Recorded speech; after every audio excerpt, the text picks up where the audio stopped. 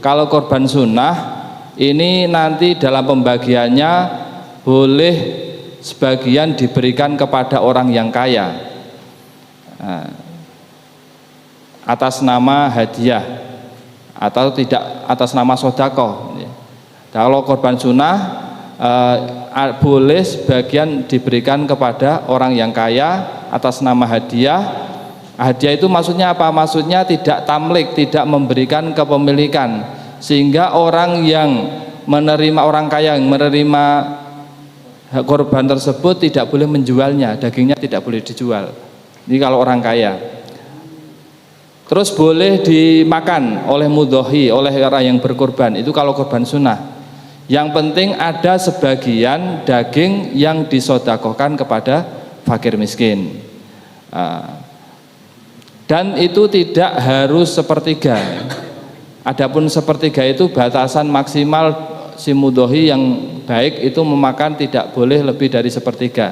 Kalau sepertiga itu enggak kewajiban. Kadang-kadang ada yang beranggapan bahwa orang yang korban sunnah itu wajib sepertiganya dimakan sendiri dan seterusnya. Itu tidak benar. Nah, kalau korban wajib, maka semuanya ini wajib disodakokan kepada fakir miskin dalam bentuk mentah, tidak boleh dimasak. Ini kalau korban wajib. Dan si mudhohi atau orang yang berkorban tidak boleh ikut memakan daging korbannya. Nah, itu bedanya korban sunnah dan korban wajib. Memang dalam hal ini penting, pembagian hewan korban itu murni hak mudhohi atau orang yang berkorban. Jadi aslinya bagian dari udhiyah itu, bagian dari daging korban itu nggak harus rata, nggak harus adil, harus sekilo itu. Memang yang sebaiknya kalau di masyarakat harus adil ya panitia. Karena apa? Karena nanti kalau tidak adil mesti fitnah. Itu tapi alasan lain. Tapi hukum asal pembagian itu nggak harus rata setiap orang. Bahkan diberikan kepada satu orang fakir miskin saja boleh, nggak boleh. Umpamanya kita cuma dalam pasrah ke Pak Kiai tadi itu tidak memberi itu. Kalau pasrah itu berarti kan belum berupa korban. Enggak, belum berupa korban.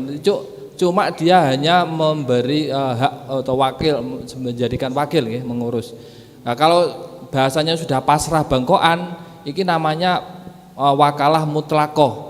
Mutlakoh artinya tidak.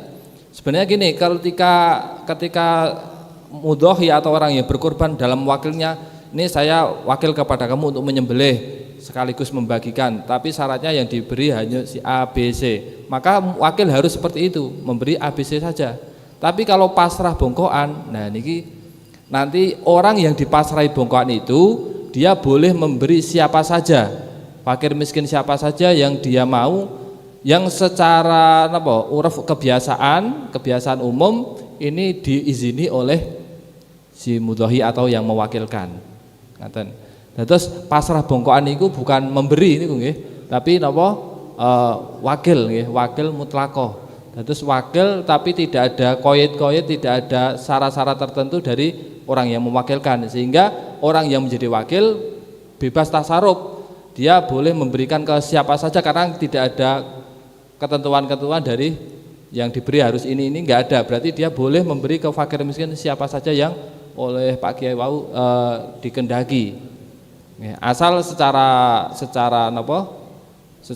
umum kebiasaan itu diperbolehkan. Kalau diberikan ke keluarganya saja mungkin wakil ya muwakil enggak suka ya berarti. Kalau itu ya berarti enggak boleh. Jadi nanti menurut kebiasaannya saja. Nah, dalam hal ini biar nanti lebih jelas ya, biar tidak jadi ini bisa menggunakan formulir ini.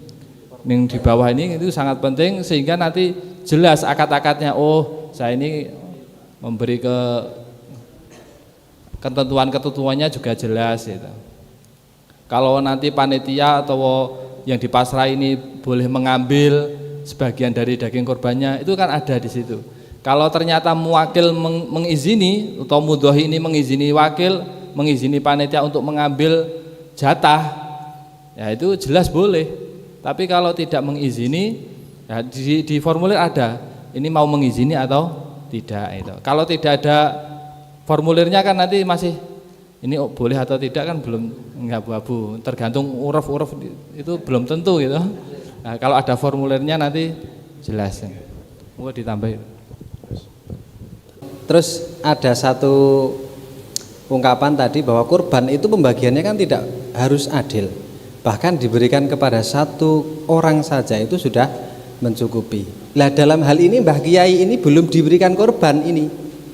Dia itu belum diberikan korban, mau kambingnya saja masih hidup, belum disembelih.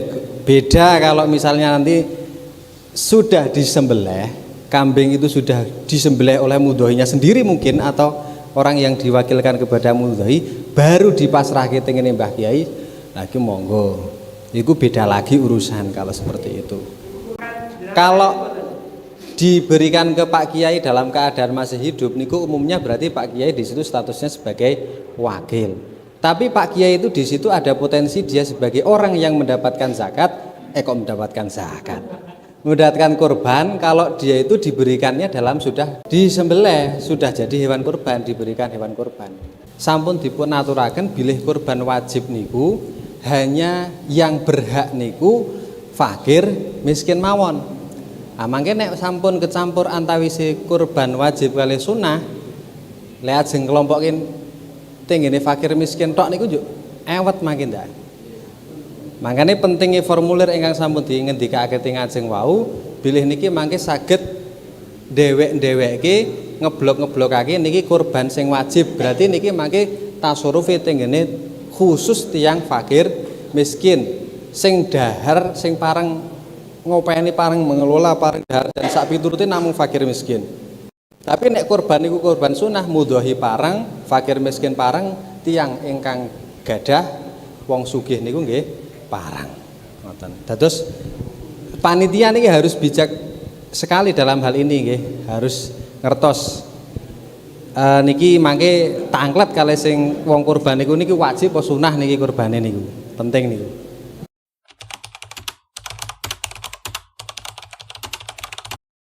Kulit kewan kurban, ndas kewan kurban diaturke tanggane guru ngaji. Setelah niku kalih guru ngajine dijual. Niku angsal-angsal mawon selama guru ngajine niku termasuk kategori fakir miskin. Ah kinten-kinten termasuk kategori fakir miskin mboten niku mangke. Nek dereng fakir miskin nggih ndaftar yen napa guru. Make kersane disensus nggih, panitia kurban niku nyensus niki sing fakir, sing miskin sinten, sing mboten sinten. Dados mangke konsekuensi hukumnya akan jelas teng mriku. Sekali lagi niku mboten keranten guru ngajine, kebolehan menjualnya itu karena statusnya dia fakir miskin.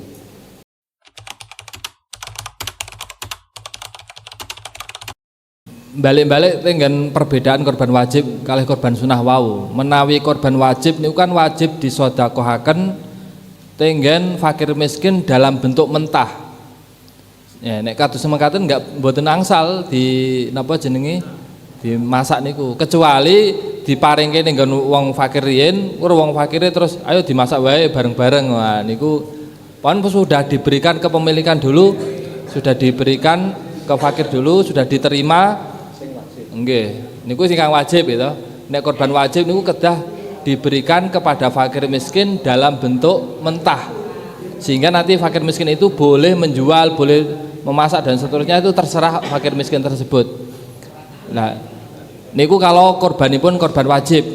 Menawi korban sunah niki yang penting ada sebagian daging yang disedekahkan atau diberikan kepada fakir miskin. Sehingga yang lain nggih dalam keadaan mentah. Ada sebagian mboten kedah kathah, cuman ada sebagian tapi harus berupa daging yang disedekahkan kepada fakir miskin.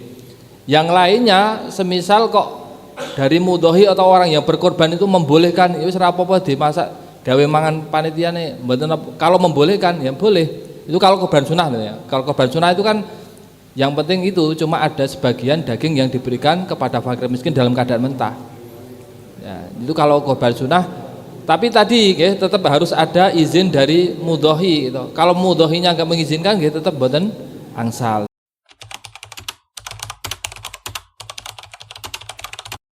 Sing kurban niku utawa mudhohi niku pokoke nek kurban sunah niku mboten punjul saking sepertiga dari hewan yang dikurbankan. Mboten total kurban teng mriku nggih. Misalnya teng masjid niku enten 10 sapi, ini kan 10 orang yang berbeda misalnya. Atau 10 kambing kan orangnya berbeda-beda. Iya, maksimal sepertiga dari hewan yang ia kurbankan. Piyambake kurban mendo setunggal, nggih maksimal dia diberikan sepertiga dari hewan kurban niku. Nggih parang mawon. Sampil niku misalnya sampil setunggal niku kinten-kinten mboten sampai munjuli sepertiga to nggih. Nah niku parang selama niku kurban sunnah. Nek kurban wajib mudhohi utawa kurban nazar niku mudhohi utawi orang yang berkurban mboten parang sama sekali mendapatkan hewan kurban.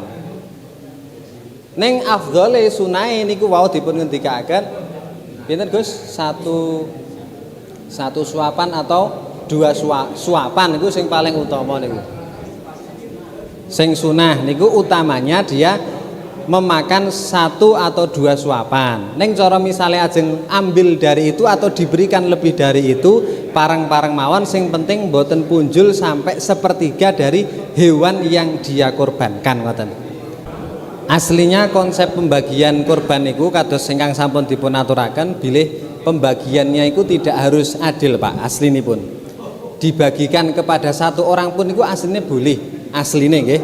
Tapi niki keranten niki kita berbicara ke dalam ranah praktek yang itu nanti rawan terjadi friksi, terjadi benturan atau gesekan yang akan muncul, maka bijaksana saja Mas. Panitia selaku wakil dari mudhohi niku sing bijaksana.